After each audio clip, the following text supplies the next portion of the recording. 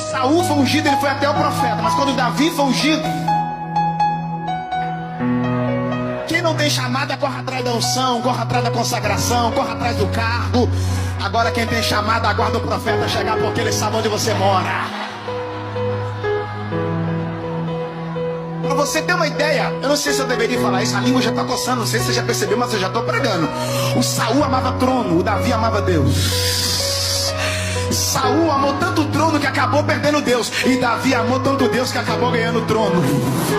Porque aonde está o seu tesouro, aí estará o seu.